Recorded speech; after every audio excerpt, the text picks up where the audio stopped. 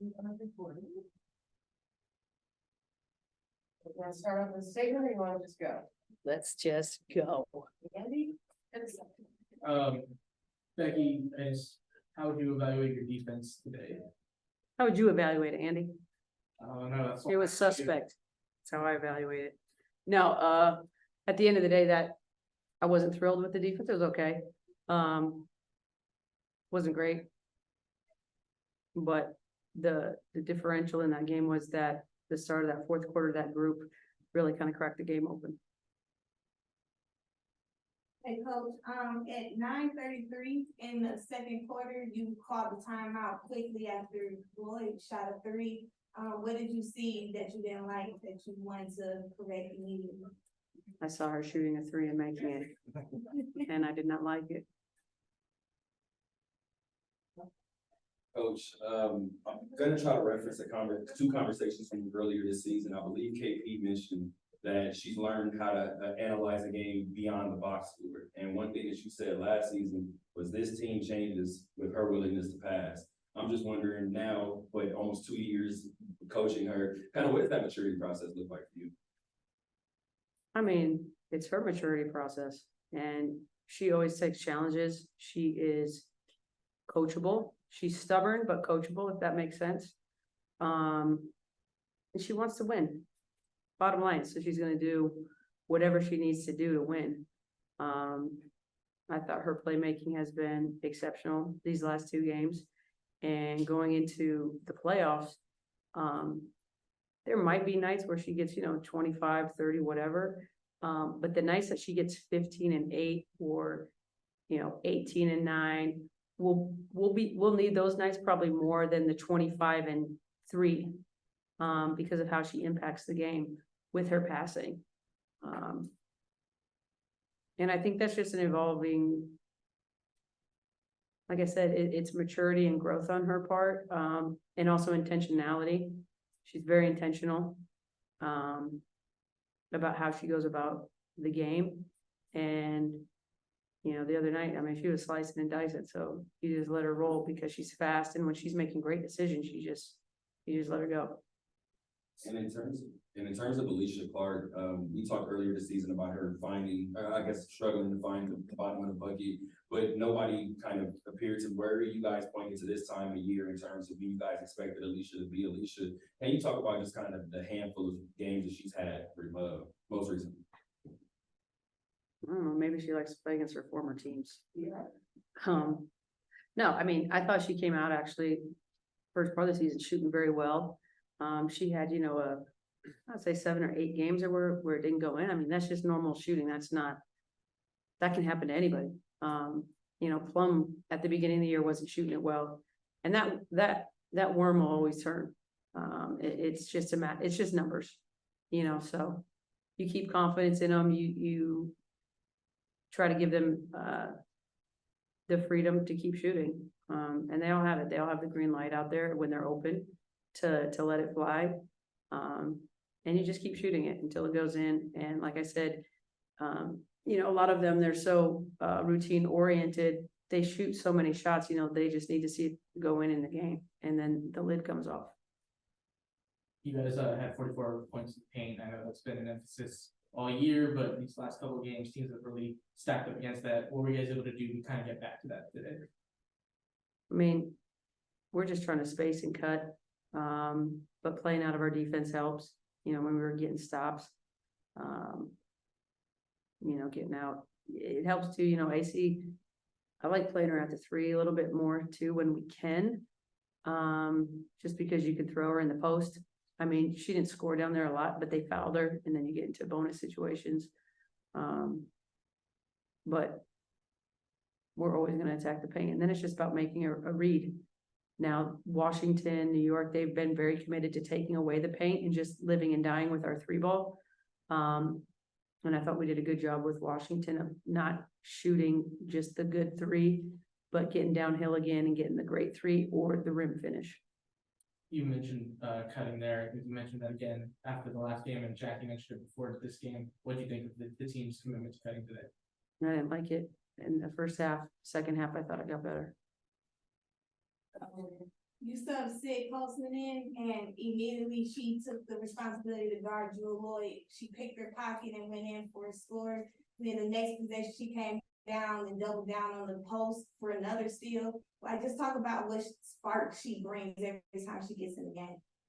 I mean, she's a little energizer bunny out there. She just plays hard. She's fast. You know, I always talk about how fast KP is. Sid is fast.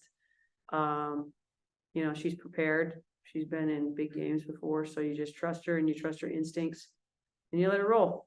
I mean, and she's basically doing our scouting report, so I like that part. We're gonna jump to the Zoom. Mike, go ahead, and then followed up by Matthew.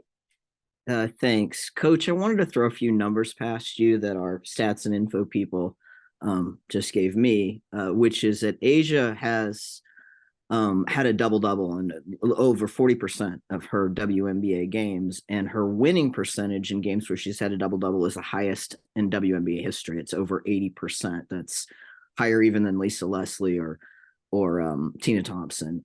Obviously, she's been on great teams, but I think that just shows how just her efficiency and how her numbers go toward victories. She's not just piling up numbers. I just wonder if you could kind of put that in perspective from your perspective of it. Well, I think it affects winning because that's what she's about. Whatever she has to do to impact the game to ensure a win, that's what she does. She's a very selfless superstar. Here's the other thing, like a lot of times she's the easiest superstar to coach. Like she's super easy. She's easy. And the way she impacts her defense, her rebounding, I mean, I haven't quite seen somebody like her. You know, Lisa didn't have that spring. She wasn't as fast. Lisa was longer, taller. But Asia's really fast and jumps quick. And so she's kind of a different, you know, different kind of player in that aspect, because there's not very many post players with her kind of speed and quickness. Then she can shoot.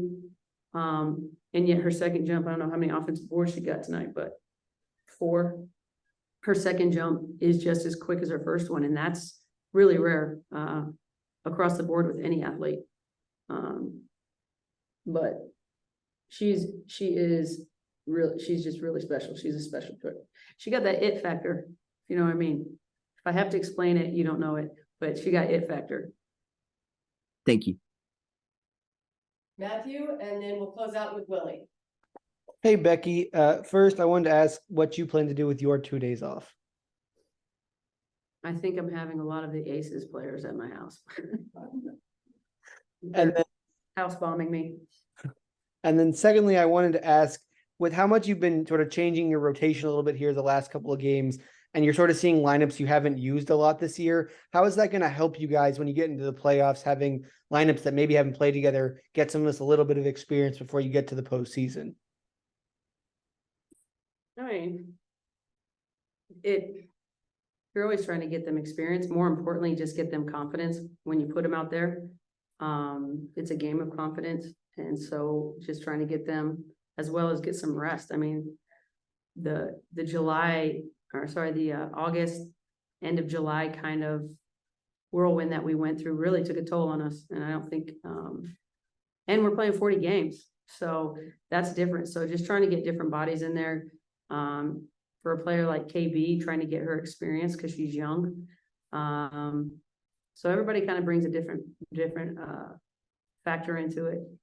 Kayla, sometimes because I need a big that can shoot and spread the floor. That's why we go small a lot of times with AC, but I needed to get more out of my bench. So I was just kind of shuffling lineups, which is where we came to Sid, you know, and then everybody kind of started being a spark and being solid. And like I said, it was basically our bench group that really broke that open in the fourth quarter. Willie, let's close this out.